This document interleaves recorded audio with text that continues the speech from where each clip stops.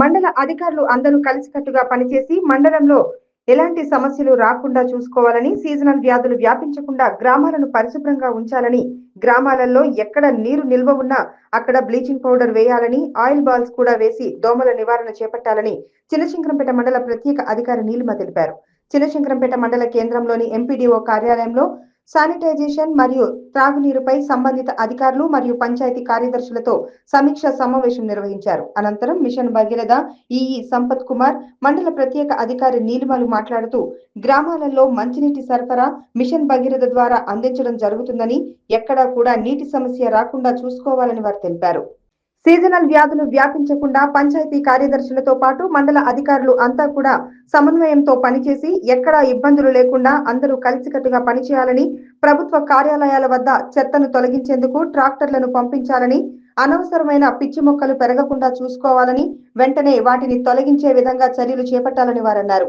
ఈ కార్యక్రమంలో Mission Bhagiratha EE Sampath Kumar, MPDO Gangadhar, మండల ప్రత్యేక అధికారి Neelima, grid DE Pallavi, Panchayati Raj AE Vijay Kumar, Mission Bhagiratha ఏఈలు భిక్షపతి, నిఖిల, తిరుమలేష్ తో పాటు వివిధ గ్రామాల పంచాయతీ కార్యదర్శులు, వాటర్ లైన్మెన్లు తదితరులు పాల్గొన్నారు.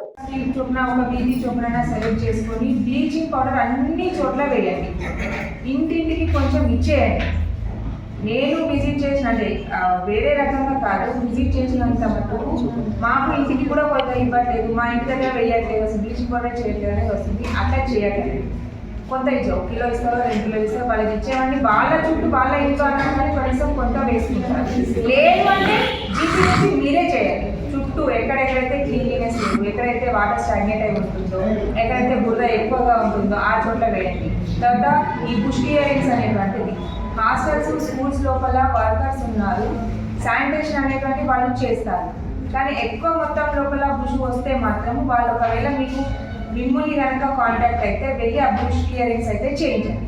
ఇన్స్టిట్యూషన్స్ లోపల ఆ వీడికి తీయడం, తర్వాత గడ్డి అలా వాళ్ళు ఏమంటారంటే గడ్డి మందు చేసేసామంటుంది, కానీ ఆ గడ్డి మందు చల్లిన వర్షం పడుతుంది కాబట్టి అది పని చేయలేదు. సో మేము అక్కడ ఉన్న వర్కర్స్కి కూడా చెప్తున్నాము, జీపీలో ఎక్కువ మంది ఉన్నారు కాబట్టి మీ వర్కర్స్తోనే మీరు క్లియర్ చేసుకోవాలని చెప్పి చెప్తున్నాము.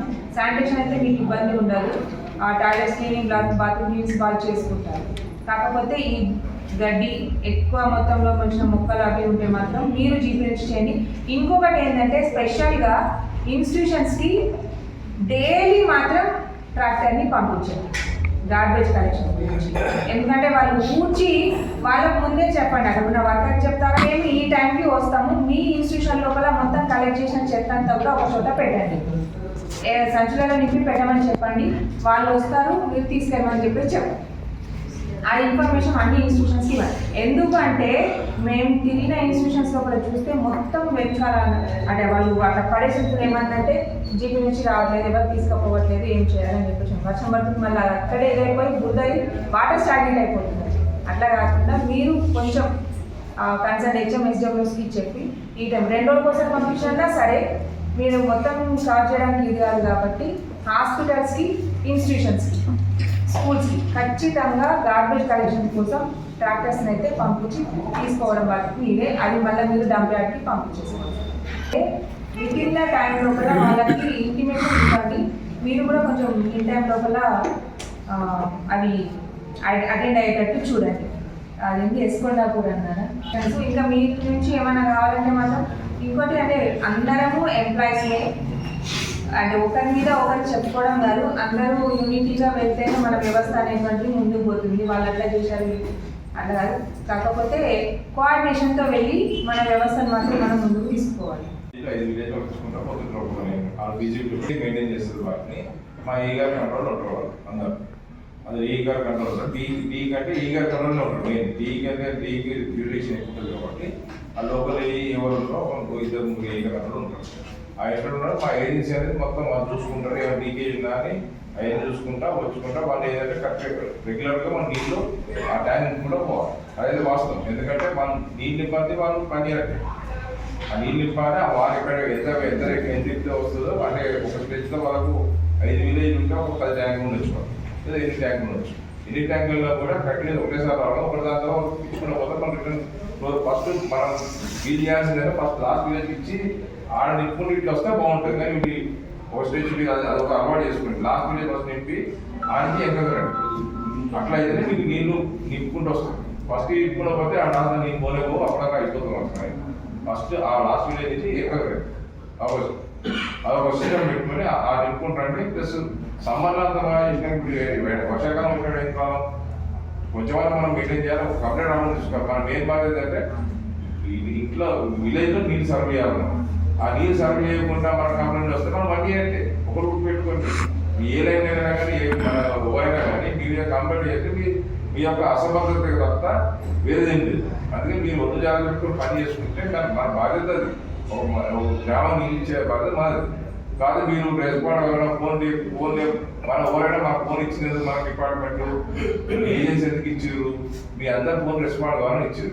మీరు ఆ టైంకి రెస్పాండ్ కాకపోతే ఫోన్ రెస్పాండ్ కావడం మాత్రం అది సీరియస్ యాక్షన్ అవుతుంది.